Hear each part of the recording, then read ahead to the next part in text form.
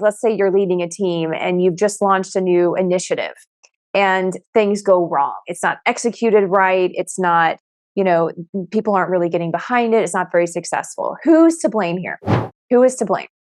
Well, I hate to say this, but it's the originator of the idea. It's the leader whose job was to enroll the team. The word enrollment is getting people to enroll into an idea. For so many leaders, they believe that idea needs to be theirs.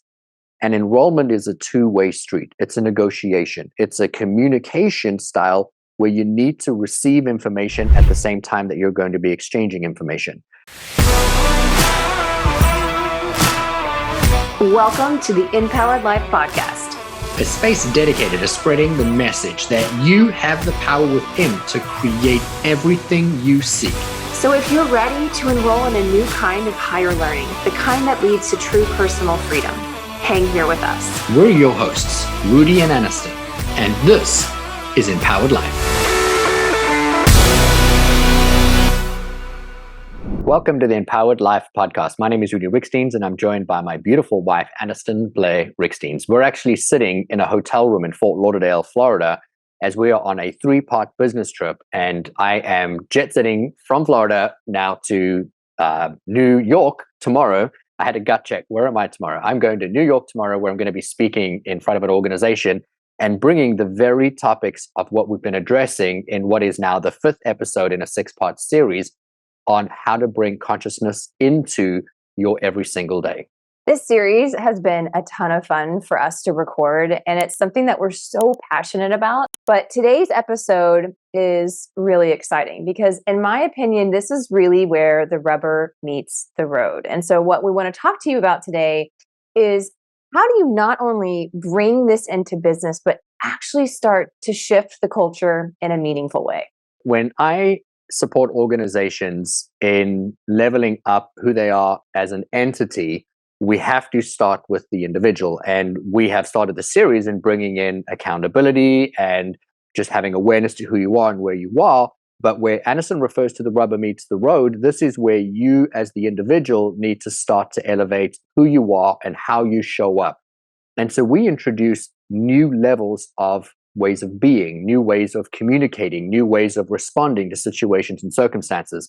And when you as an individual inside of an organization change how you communicate, how you hold the expectation for other people to communicate, this is what really creates the biggest profound shifts inside your business. And so we're going to bring you just a few thought starters of what does it look like to bring conscious communication into an organization. Communication, or lack thereof, or the inability to communicate well within a business, can be absolutely horrific in terms of the success of a business. And I think there's some statistic out there, Rudi, that 80% of businesses fail because of lack of communication.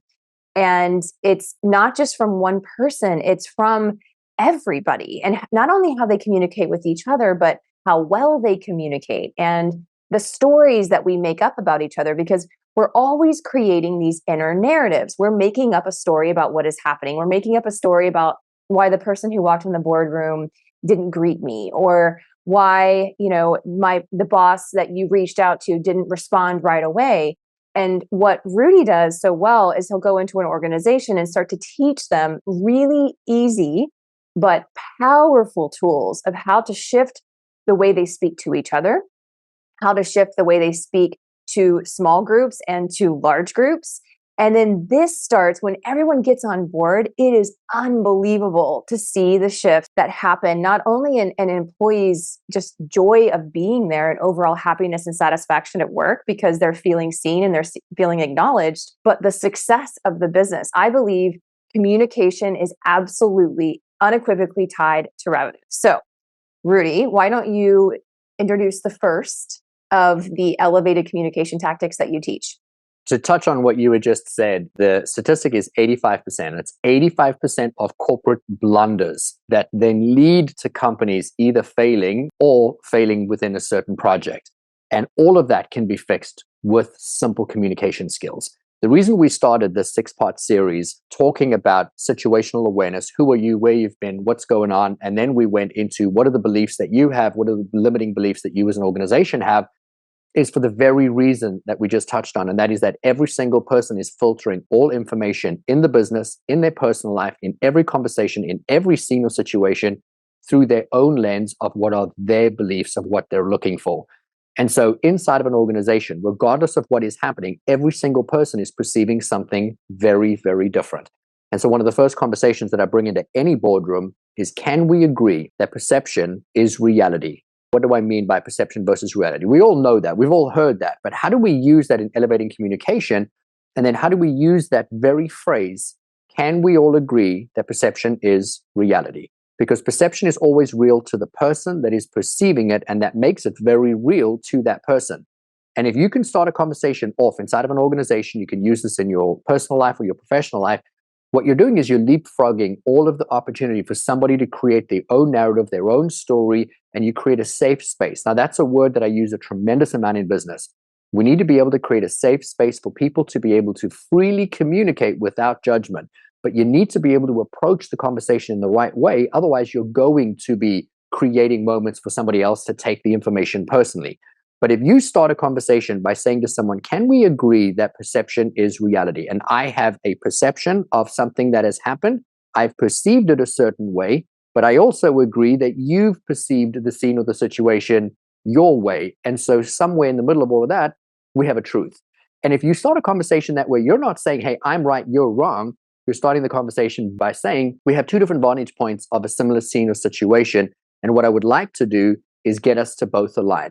So often people are wanting to move somebody forward, especially if you're a leader of a team or an entire company. You get to dictate. I want you to be here and I want you to be there and I want you to do this and I want you to do that. Well, the problem with that is people don't feel like they were brought in and along on that journey. They feel very much like a dictator inserted authority, and so they begrudgingly move forward or they don't move forward at all. But if you want people to move forward in a common and aligned goal, which is the definition of leadership, is to move a group of people forward in a common aligned goal. Well, to move people forward, you have to start at the same place at the same time. And the only way to do that is to get everybody to align in one place. And if you start a conversation with someone, and now this is a conflict conversation, and you start that conversation with somebody by saying, hey man, can we agree that perception is reality? And you've experienced something and I've experienced something. We both have our own lens, our own vantage point, our own belief around what we're seeing and experiencing. But somewhere in the middle of that, we have a truth. Now, both of you, if you agree, you're at the same place at the same time. Only now do you have the power and the potential to be able to move forward in that common and aligned goal. At this point, you could turn around and say, I feel like this experience is this, this, and this. What are you feeling about what we've just experienced? And now you're having a dialogue between two people. Or you could turn around and say, I have my experience. And I love this one because it's so powerful, because you're acknowledging this is how I am feeling based on the actions or the behaviors. And then you insert another truth. This is their truth. And you say, but I don't believe that that is what was intended. I don't believe that's what you meant. And I just wanted to give you an opportunity with respect to ask you, what did you intend? Because this is what I'm perceiving. So let's give you a tangible example of how would you use this inside of a business, or how would you use this in a conversation if there is an employee inside of a business that constantly shows up for work late, or they don't meet deadlines, and everyone inside the business has met the deadline except, well, old Bob's late again, and everyone knows Bob's going to be late because that's Bob's pattern. Well, if you wanted to address that, you could go to Bob and say, Bob, it's unacceptable. I need you to do it on time. And he's going to continue to do the thing the way that he's done, because he shuts down the minute you've given him any form of confrontation. But if you start a conversation off with perception versus reality, you both agree, and then you ask him, my experience in this moment is that you don't respect me to meet the deadline, or you don't care enough about the project to meet the deadline, or you've just checked out and you're not interested in doing the job anymore. Which one of those three is it? And you've now given this person an opportunity to pick one of three lesser evils, because they now have to decide, well, which one is it? But they're now starting to see, how are you perceiving them based on their actions? And that's an incredible way to be able to start that conversation. What I love so much about this tool and tactic is that it far exceeds what happens in the office. Like, this form of communication, I can say hand to heart, is one of the many reasons that Rudi and I have the incredible marriage that we do. Because so often, we're both human, just like anybody else. Like if Rudi walks in and he's in a mood, and I can tell, I can sense like his energy's off, he's tense. It is human nature to at first to make it about yourself and to say, what did I do? Why is he mad at me? Why is he treating me this way? And then I fill in all the gaps of my interpretation, my perception of why he's angry. I spend a lot of energy. I get worked up. I'm in a negative headspace. My energy's all whacked. And eventually, I might approach him, but not until some time has gone off. Well, when we first started doing this, we really started this, I would say, within our relationship. Our marriage was like our practice ground. And then we started bringing this more fruitfully into business.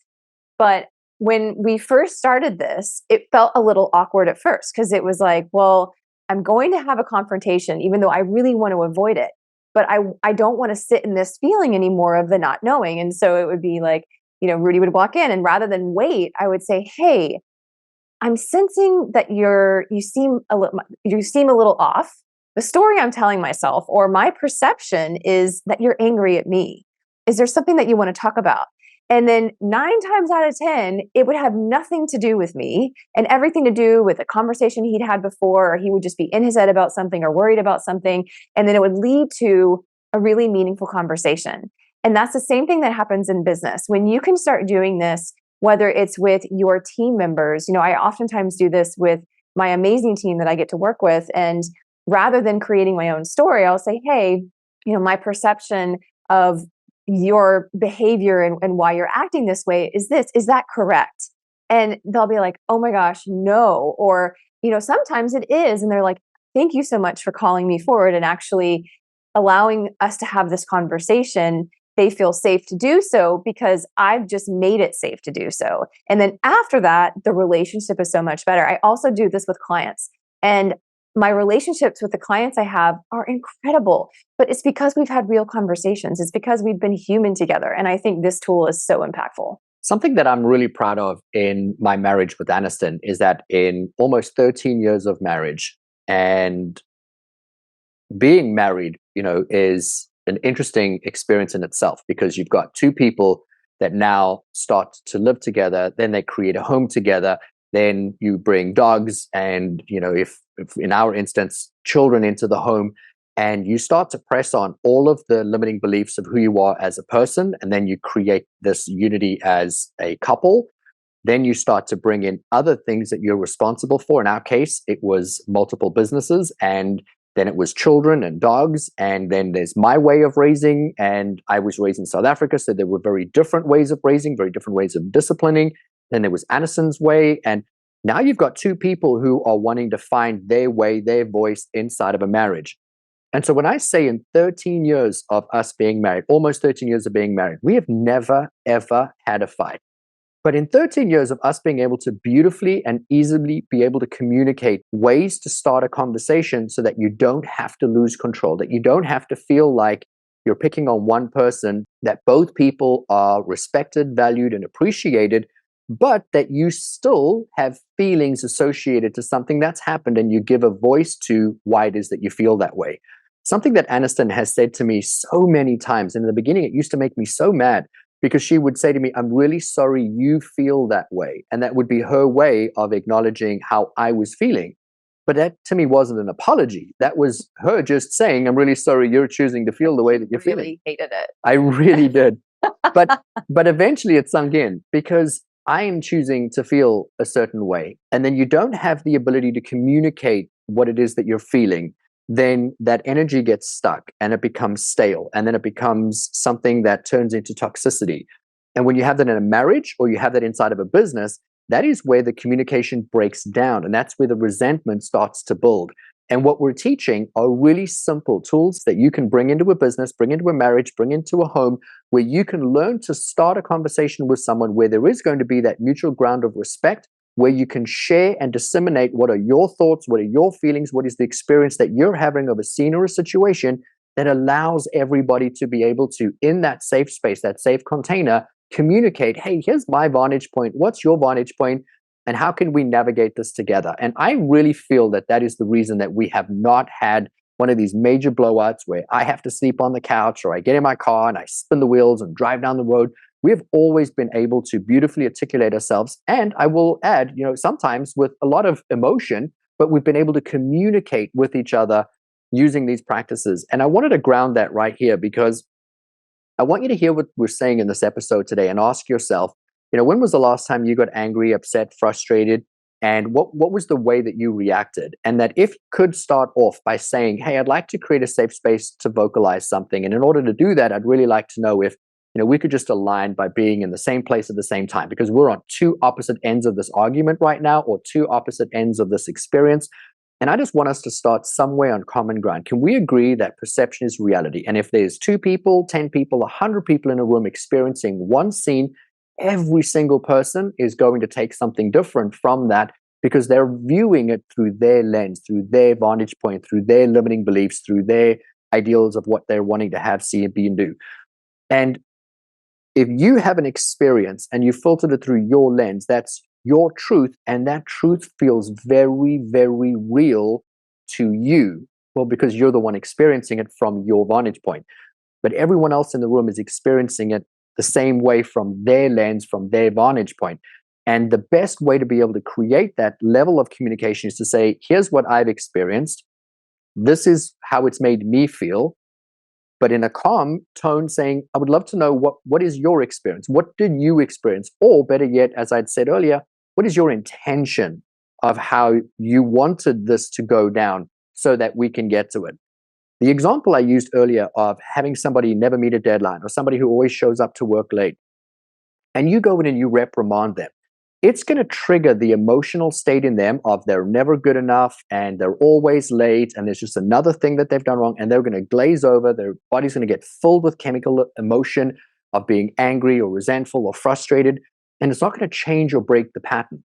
But if you were to touch that person, gently on the shoulder and be like, hey, can I have a minute? And you step aside and you say, my experience is this, and I've said this so many times and we haven't been able to change this pattern. It makes me feel like this, or this. I don't know if that's true. My experience of you is that you would never be disrespectful in any area, except this one area. You just never seem to want to meet the deadlines. And it almost makes me feel like you either don't respect me, you don't value or appreciate me, or you're over your job. Like, what is it? And give them an opportunity to speak. In that moment, you've opened the door to find where's the truth, but you've also allowed them to be able to process your vantage point without it feeling like an attack. And the key phrase there was, my experience of you is. And so we're starting to layer the levels of communication. And I want to stress the power and the importance of saying to somebody, my experience of you now is. Well, that's very different from me saying, hey, you are this. And if you can start off with, my experience is this, what is your experience? You've created that safe space again. Yeah, it's really brilliant. And as Rudi said, he's layering the cake, because what you've just done with the first step is acknowledge that, hey, I don't have the whole story. In fact, none of us have the whole story. We might think we do, but very, very rarely do we actually. Because in order to have the whole story, we need to know all perspectives on the issue, like the whole 360, which is really hard to do unless you're having those open conversations a lot. And I've really learned how much I don't know, and just how often our default mechanism is to assume. It's to create our own story around it. And this can lead to all kinds of mistakes. It can lead to divorces. It can lead to firing people for the wrong reason, letting go, like missing out on great talent because a certain behavior you were reading as one way and maybe you had no idea what was really going on. And so I love that that's the first place to start. And then when you go into my experience of you is, now being in an organization where this has become very commonplace for us to use from the top down, when coaching, it at first feels a little bit clunky. I'm not going to lie. To add those words in before saying like, well, you this or you this, instead just saying like, I am owning that this is my perspective. This is my experience of you. It might not be my colleague's experience of you. right? It might not be your experience of me, but you're opening the conversation. But once you learn it, and once you understand the why behind it, which is again what Rudi spends a lot of time doing with teams, is really explaining the why, explaining this is why we say it this way, that it makes the conversation so much easier. And if you're like me, and I hated confrontation, I really hated giving like constructive feedback, or calling people out. This actually gave me a really comfortable way to do so. Think about the amount of times you've experienced something, formulated a thought, a feeling, and then eventually a belief around something, and it wasn't even true, and it wasn't even real. And it happens every single day in every single business. And if you could quantify how much money that costs you every single day, and if you were just to flip the script and to start inserting elevated leadership communication styles, and then teach everybody inside your organization to use the same phrases so that when there's going to be conflict, they know what's coming, because you've started with my experience of you is, or you start with, can we align at the same place at the same time? Perception is reality.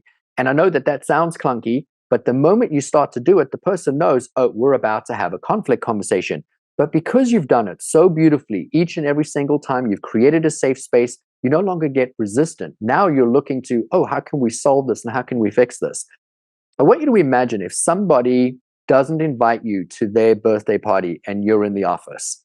And then on Monday morning, you find out that there were other people that were there and you weren't included. And you formulate a feeling or a belief on that. And now you have to work with these people. But you don't want to address it because, well, you can't go to them and say, wow, thanks for inviting me to your party. But now you carry a negative association with that person or with the group of people that were there. And now your brain feels like it needs to look for evidence that that is in fact true, and you're excluded and you're not part of the cool group, and you go into self-preservation, defense mode. Now, everything that happens in your work environment around you is going to be filtered through that lens, and you're going to find more information to validate that that's true. Except maybe that wasn't the truth. Maybe they text you and the text message didn't go through, or maybe they asked their spouse to do it and they did come, and now they're thinking that you didn't show up and they've got a story about you. And then if that goes unchecked, just imagine what that looks like over an extended period of time where that starts to build. And I'm using a really silly example, but when you work with people each and every single day and you formulate a feeling or an emotional state, and then you begin to believe that that is in fact true, then that becomes your belief system of how you view those people or that scene or that situation. And it begins to impact not only you, your happiness, but it impacts your company and it impacts your ability to then work. But if you can beautifully and quickly articulate your vantage point and have a conversation and clear it up, you're going to get to the bottom of what it is every single time. And you can start right there from being able to fix and or repair it. Now, no, right now, there's people listening to this thinking, man, I would never do that, because if I were to turn around and ask that, what if they told me, well, we didn't invite you because we don't like you? And here's the next level of elevated leadership. That is called feedback. Because at any point in time, when you were receiving information in any form, it's always simply just feedback. And feedback is neutral. And so I teach organizations in elevated communication style to look at all information around them purely, simply as information. And with new information, you can make better decisions. So if somebody were not to invite you to the cool kids party and you now learned that they didn't, a follow-up question would be, oh my gosh, I'm really sorry that I ever put you in a position that would make you want to exclude me. If you're open to it, I would love to know what it is that I did or said so that we can never have that again. And now you're having a healing conversation. And I promise you, if you communicate in this fashion or in this style, people will respect the heck out of you, because you're having the courage to take accountability for the things that you've done or things that you've said or things that you could do or say differently. I think that part of us, at least for me, I can speak for me, that has been afraid of feedback, because it's been this fear of like, really, really triggering for me, of my fear of failure and this fear of not being perfect and of getting it wrong and losing the love and respect of those that I love and respect. And so this phrase of asking someone, are you open to feedback? I use it all the time now, because I actually think that, number one, it's really smart to get them to not only to nod and say, yes, actually, I would be open, because once you've got them open, then you could have a really good conversation. But what if you're approaching someone to give them feedback and they have a deadline they're trying to hit in 10 minutes? Do you think they're going to be very open to hearing what you have to say? What if you approach them and they've got a migraine and they're just not in the right headspace? Then at least they can have the opportunity to say, you know what, I would love your feedback, but can I ask that we wait till tomorrow morning when I can give you my full attention? I think it's very polite, it's very respectful, and it's also acknowledging of the other person that, hey, are you open to this? And I often think that, so many times we'll approach someone and we'll just throw up advice on them without them actually asking. And this is a really good way to manufacture them to ask. The same person that I was picking on a moment ago saying, heck no, I'm not going to start conversations like this. I want to support you in crossing over the bridge to start having these conversations. And I want to give you a tangible tool that you can use, because the fear that so many people have is that somebody on the other end is going to get angry or upset, or, there's going to be a lot of emotion that's starting to flow. And so I want to give you a tool to support you in reducing the emotion so that you can have clear communication. And so to do that, I want to just ask you, have you ever been in a conversation with anybody and you got really upset for whatever reason? And as you got more emotion in you and you became more angry or frustrated or resentful, or you started to shut down, your tongue got really dry, got really thick in your mouth. You couldn't formulate a single thought that was going to get you to say what you wanted to say. 10 minutes later, they're out of your office or they've gone somewhere, and you sit and the perfect thing that you could have said, the perfect rebuttal lands, and you're like, now it comes to me. They were gone 10 minutes ago. Why couldn't I find it then? Well, that is because you entered into a state of fear, fight, or flight. The brain shut down, literally left and right brain compartmentalized, and you go into a state of panic. And in that moment, your brain's producing the chemical dump of stress. And so you are not logical, rational, reasonable. We talk about that a lot. And what you need to do is to be able to calm not only yourself down so that you stay logical, so that you continue to have reason, you continue to draw inspiration, intuition, and all the faculties of what you need to have a conversation to be able to move people forward. But you need the people you're talking to also not go into a state of fear, fight, or flight. People avoid confrontation. People will do anything and everything to avoid confrontation. I mean, I know people who have been married for 30, 40 years who literally just do everything to avoid confrontation. And then there's so much resent around because no one wants to address the thing that's been pissing them off for the last 30 to 40 years.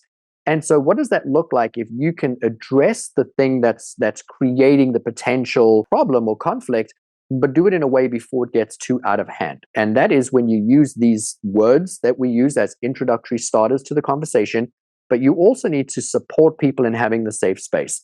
And so the moment I recognize somebody is going into a state where they're experiencing heightened emotion, now this can be any heightened emotion. I want to give you two examples, but any heightened emotion, then they lose the ability to be logical. They lose the ability for the rational reason. And all of a sudden, they're now in a state of panic. And their brain is filling their bodies with chemicals to reinforce that they need to run, hide, or fight.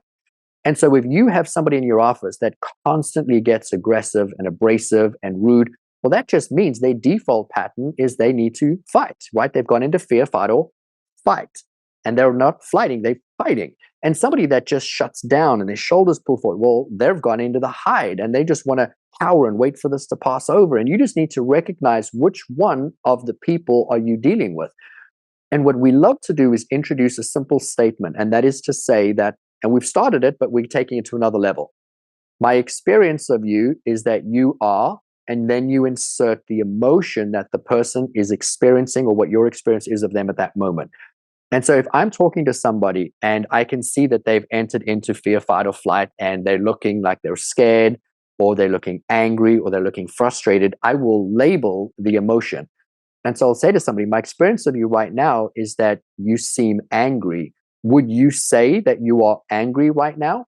And in asking that question, their brain recognizes that you have noticed that there is anger or that they are mad. And then you're using the words, and then you ask them, are you mad right now? And I'm repeating it. So 2 to 3 times, I've actually named the emotion of what is my experience of them. And then they say, yeah, you know what? I am mad. I am very mad. I'm very frustrated. I feel very, and they keep naming them. And the more they do that, you're stopping the chemical dump. So the brain says, got it. We now know we're mad. We no longer need to produce the emotional state of being mad. And you can reduce that chemical dump into the body up to 80% of what that person was thinking or feeling. And they are now moving out of the state of fear, fight, or flight. They're moving out of the reaction. And now you're allowing them to have the ability to have logical, rational thought. And so the moment they are no longer caught up in that emotional trap, you can start talking to them. And by saying the phrase, my experience of you first, that immediately then will take out the objection. Because normally, so let's say you go up to someone and you say, yeah, you seem really mad right now. They're going to become defensive. They're like, no, I'm not. No, I'm not. Because they're basically feeling like you are saying this is a fact, that yes, you are. And then it becomes an argument, right? Rather than saying, hey, I'm acknowledging this is my experience. Because remember, perception is reality. But my experience of you right now is that you're angry. Is that correct? Or is it correct that you're angry?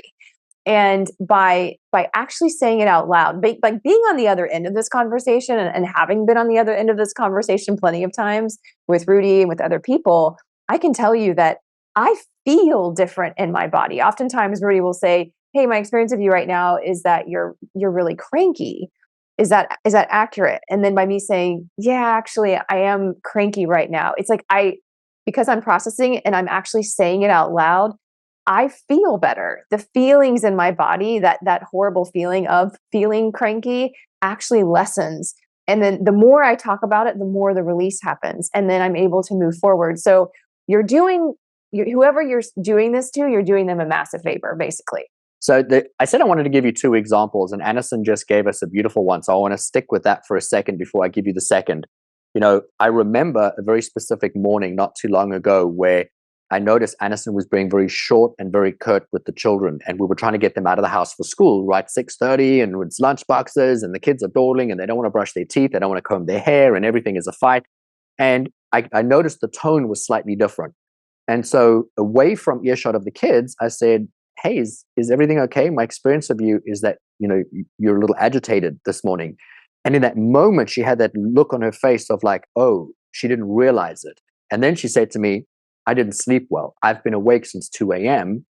And now she knows the fact that she's tired, she's got the brain fog, she's got the fatigue, she's been awake all night. And now it's translating to her children, and she can do something very different with that. The alternative to this is I think it's about me, or the kids think it's about them. And we're like, oh, let's just avoid mom today. But we can avoid all of that if we just very quickly realize. And then Anniston, the kids ran into the kitchen up to Anniston, and she immediately just said to them, like, hey guys, I just realized I'm being really cranky today, and it's not you, and I freaking love you guys. I just didn't sleep. And then there was a conversation about what woke you up at 2 o'clock and what were you thinking.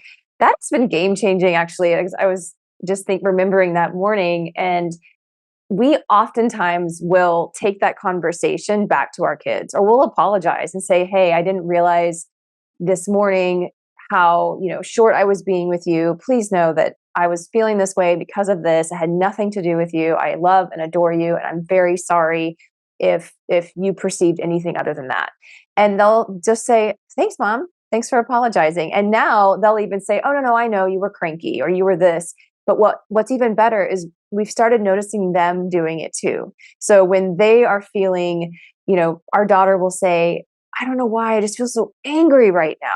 Like, that is the healthiest thing, to be able to teach a child to vocalize what they're feeling, because we know that that's going to help them get a hold on it, so that it doesn't become, a feeling that becomes prolonged becomes your identity, because you start to identify with the feeling. Instead of saying I am feeling, you say I am angry. I am this. No, you're not. You're a beautiful, limitless human being who's having an emotion, but you start to identify with that. But if you can use labeling within, just on yourself and within your marriage, bringing it into your business is going to be game changing. And again, it only takes one person to start having these kinds of conversations that people take notice, because it is so different than what you normally find. So we know that this sounds very clunky, and it sounds like a conversation that wouldn't really fit inside of an organization. Except I want to tell you that I bring this into companies with tremendous success every single day. And I'm going to urge you to start taking what we're saying and implement them in really small ways. One of the challenges that I have for organizations is that I will introduce one of these topics and I'll spend an hour on each one. And so we've given you just a high level overview, and we have one more coming up, but I just wanted to insert the seed here, is that we'll just fly over 4 or 5 different conversation starters today that will support you. But when I do this inside of an organization, it's truly an hour, sometimes an hour and a half for each one of these, with different ways of being able to insert them to bring this into a business. But what I do at the end of every single one of those trainings is I encourage every single person that was in attendance to now go for the next 2 weeks and take that information and put it into practice every single day. And then they need to share with somebody what was the way that they did it. And so they go home and it's very playful the first night, and they do it with their spouse. And then the next day they do it with their kids. And then they bring it into the office and you make a game of it and you do it every single day. You find a way to introduce what perception is reality, or my experience of you is, or labeling emotion. And if you do it again and again and again, you're creating the habit. You're creating the pathway, not only in your brain, but also in your communication style, to be able to begin to seamlessly insert this into conversation. And then everyone around you starts to learn how you're doing it, why you're doing it, and you start to move through the molasses that's holding companies back from being able to move forward. And so we always talk about leadership, and leadership being a person holding someone's hand and moving them in a common and aligned goal. And if you're listening to this, you're interested in being a better leader. And if you want to lead people, you need to be able to learn how to communicate with people, but you also need to be able to get people to get to the realization of what it is that you want, as if that information is their own. And so people take on information in different ways, but the fastest way for somebody to adopt a new behavior, a new pattern, to take action, to be excited about doing something, is if they've taken ownership of that thing that you are asking them to do. Now, I'm a parent, and I can walk into a room and say to my kids, "You will clean your room right now," right? And there's a really, really high probability my kids are going to clean the room. But with what energy? How long is it going to take them? How much moaning is it going to take to get them to finally do it? And then how effective is that? And are they going to create behavior where they do it again and again, where I don't have to constantly ask them to clean their room? But the same thing happens inside of an organization. And what we teach is a process of getting people to take ownership of an idea, of something that you want them to do. And this is through the process called enrollment. People become enrolled in an idea, but they know the idea wasn't theirs because you introduced it to them. Except you introduced it to them in a way where they signed an emotional value to the information in a way that made them think, you know what, I actually want to do that, and I understand what the benefit or the outcome is, so they do it again and again. I feel like in companies especially, this again, like this is such an important topic. I can't tell you how many times I've sat in meetings, big company meetings, annual meetings, where the new initiatives for the year, for instance, will be introduced. And at no point, no, not in the current company I'm working with because they are fantastic at it, but in previous companies, like at no point would they actually ever enroll me in this vision, so much so that I was excited, that I took ownership over it and felt like this is exactly what I want to be doing. And enrollment really is the art of really sharing your vision in such a way that other people make it their own.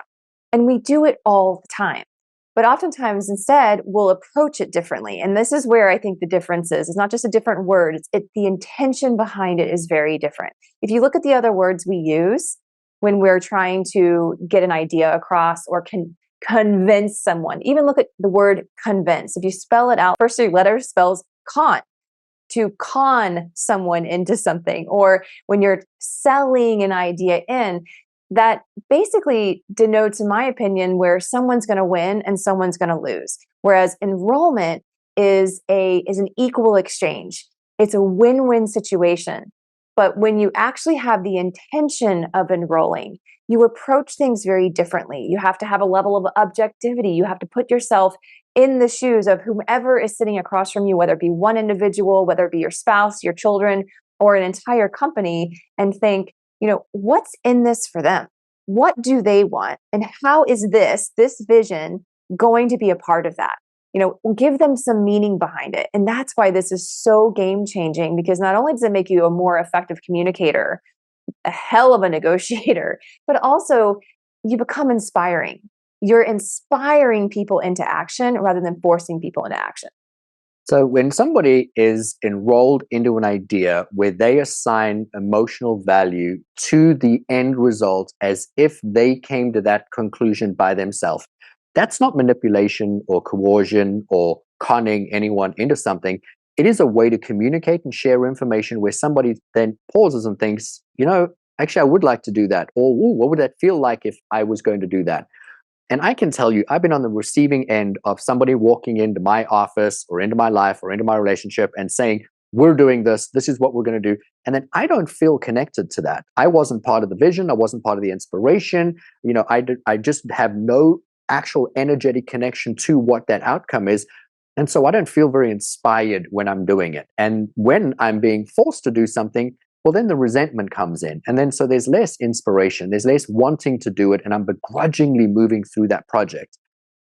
The end result of that is that everybody that touches that project is going to feel that way. And it's going to then expand the energetic footprint of that negative energy around whatever it is that you're doing.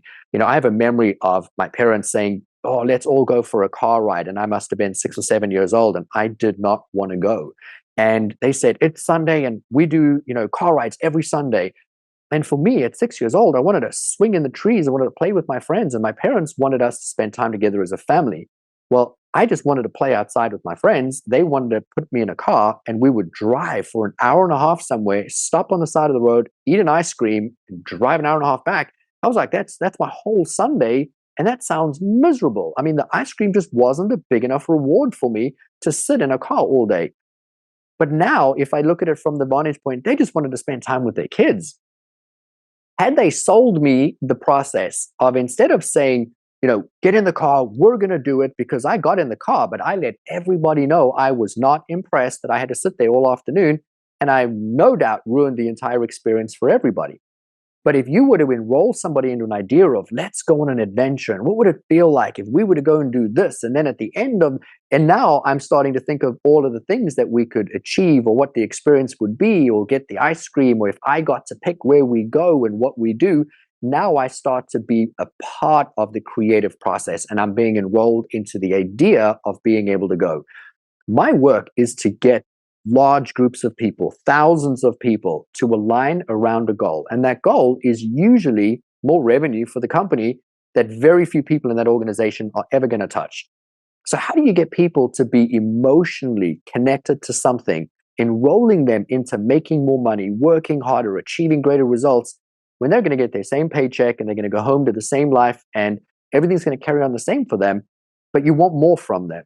Well, this is where enrollment comes in. This is where you get to assign the value and the meaning to the work that people do, to the outcome, to how they're going to feel, to what it's going to look like to be an active participant in this. And what if you were the person that came up with the greatest idea that moved the business forward and you were recognized? And now people start to emotionally think about, what would it feel like to be a participant in that? What would it feel like to be leading that charge? What would it feel like to wanting to be able to do it?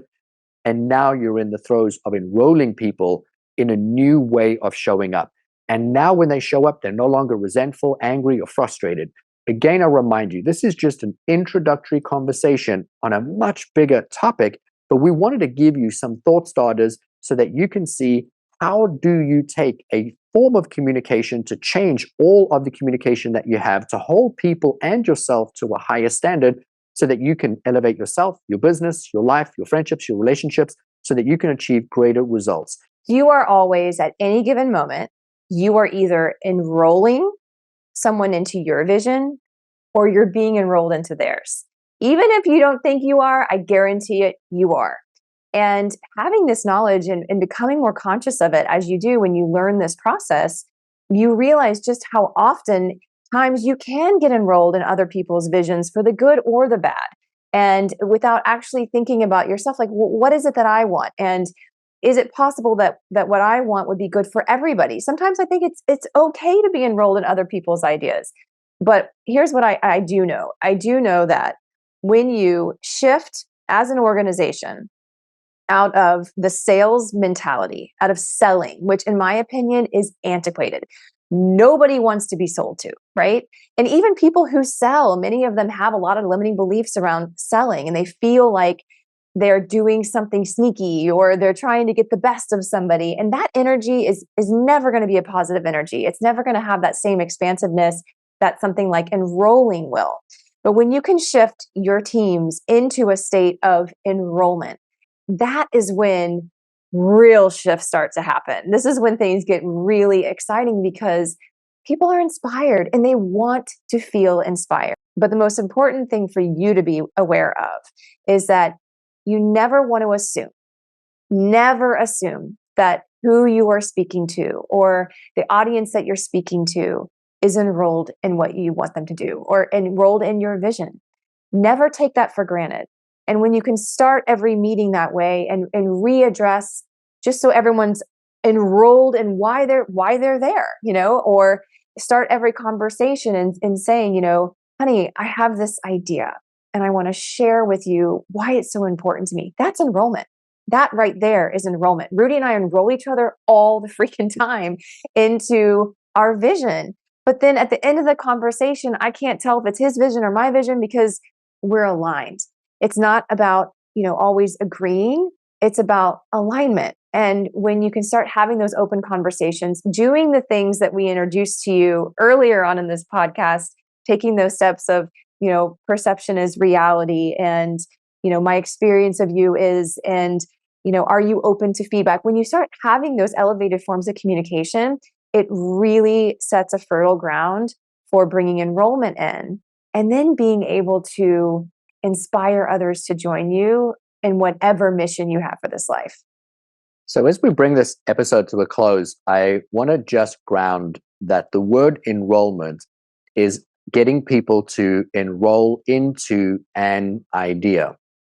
For so many leaders, they believe that idea needs to be theirs. And enrollment is a two-way street. It's a negotiation. It's a communication style where you need to receive information at the same time that you're going to be exchanging information. And so if I were to come to you and say, hey, I would love to invite you to go to dinner with Anniston and I at this and this restaurant, I would then in that moment be enrolling you into the idea of leaving your home and going for a meal and putting on a fancy jacket and showing up. But if you turned around and said, I love that idea, but what if instead of us going to dinner at a restaurant, what if I cooked you a meal at my house and I pick all the veggies from my organic vegetable garden in the backyard and I make you this, this, and this. And now you start talking about the health benefits of this incredible, delicious meal. And you know that I really value and appreciate high quality food. And then I'm like, actually, that sounds so much better than what I had planned. Did I lose anything? Because I was enrolling you into an idea. I came to you and said, let's do something. And you said, let's do something different. There was nothing lost because both people gained, or both entities in this example gained. One person showed up with an idea to do something, and that is, hey, I'd like to enroll you into Let's Do Dinner. And the other person says, actually, I love that idea so much, but what if we did dinner at my house and it was even better and it was organic and it was delicious and it was nutritious? And then I'm like, yes, that's so much better than what I had thought. And now I'm excited about your idea.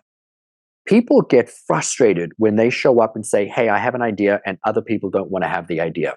And enrollment is a continuation. It's not a one-time inserting something. It's not one time saying, hey, let's go to dinner, and someone says, actually, no. If someone says no, that's just back to feedback. You then have to ask yourself, how did you communicate the information in a way that they did not get excited or engaged? Or if they put a different option in front of you, what do you like about that option, and where can you continue to find middle ground? And so enrollment in my company, enrollment in the organizations of people that I work with, that is an ongoing dialogue that happens all the time. I'll sometimes go to somebody that is supporting me in my business and say, hey, I need you to get this project done. It needs to be done by this time, and this is what it needs to look like. And they enroll me in a completely different timeline, a completely different agenda, and doing it a completely different way. And that's okay. And sometimes we just meet in the middle, but it has to be this continuation, because the word enrollment is not about dictatorship. Enrollment is not about inserting an idea, an opinion, and getting people to do it. It's about meeting and getting and exceeding the highest and the greatest potential of every scene or situation. And that is all built around communicating in a way that creates an incredibly safe space for people to be able to do it. And what you just said, Rudi, is so important. I'm glad you brought this up, because there's this understanding, or this idea, like, let's say you're leading a team and you've just launched a new initiative and things go wrong. It's not executed right. It's not, people aren't really getting behind it. It's not very successful. Who's to blame here? Who is to blame? Well, I hate to say this, but it's the originator of the idea. It's the leader whose job was to enroll the team. And so what I say is, all right, they're not fully enrolled, which means they don't fully understand the why. They don't know why this is so important, why this initiative is such a great idea. You haven't fully explained it. They're not fully enrolled in the execution. They don't fully understand it. You can't be fully enrolled in something that you do not understand. That responsibility lays on the leader. And if the leader is not a proficient enroller, then there are going to be problems. But those problems are not the fault of the employees. Because think about it. When you yourself want to do something, like really, truly want to do something, you're excited about it. More than that, you believe in it. You believe that this is going to be the right choice. What happens? You give it 100%.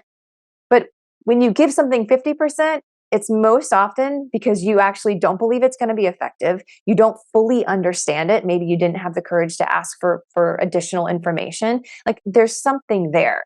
So if something is not working right now with your teams, or even within yourself, you have to ask, am I really enrolled in this new workout program? Am I really enrolled in buying this new home, because I can't seem to get myself to get into action and getting the loan? Like, your behavior will always tell you, am I enrolled? And so will the people that you work with. And the good thing is, you can always go back and re-enroll. You can always do more. So we would like to enroll you into the idea of what would it look like for you to elevate the way that you communicate, elevate how you show up, so that when you're communicating, you're always creating a safe space for people to be able to voice what are their thoughts, their opinions, their concerns, what are their experiences. And you do it in a way where people feel valued, seen, heard, and appreciated. You move out all of the gray area and you start to work in an environment where there's clarity. And then you enroll people into the ways of communicating so that they then create the same environment and you have a trickle-down effect. And then you inspire people to start to use these terms, these phrases, and even the process of enrollment as itself, so that people know what's coming and they're more open and receptive to it. And then people start to buy into what it is that we're doing, and we get to do it faster. And then we get to do more. We get to achieve greater results. And that is what it looks like when you start to impact an organization from the inside out to achieve its highest and its greatest potential. Nothing can rise if there is an anchor that is holding it down. And the number one thing that we find in any business that is holding a business back is miscommunication and misalignment and emotion that is trapped inside that business, where there is resentment and frustration and anger that is growing because people don't have all the information. You're going to hear me say this so many times. With more information, you can make better decisions. And when you allow people to give more information, you give more color, more context, you take away the question mark. There's no longer the limiting belief thought process around anything. People understand and they're easier to move forward. And then when you give people a safe space to be able to do it and you enroll them into what does it look like to live a life like this, this is when your business gets very successful really fast. Your relationships get really full. And I just want to say to you, I am proud of you for listening to us. I'm proud of you for investing in yourself and wanting to know more. And now is your turn to take this information, break down every single one of these key introductory conversation starters, and then do them for 2 weeks each. Don't skip over one. Do each one and find every day a way to be able to bring this into your life, into your business, into your way of being, so that you can begin to communicate this way and watch everything around you begin to flourish and change. Thank you so much for listening to us on the Empowered Life podcast. I would love to hear what was your greatest takeaway from this. Please rate, review, subscribe. The more you do that, the more people we reach with this platform and the more people can learn about the work that we do out and in the world. From Anniston and I, we love you and we'll catch you in the next episode. We'll see you soon.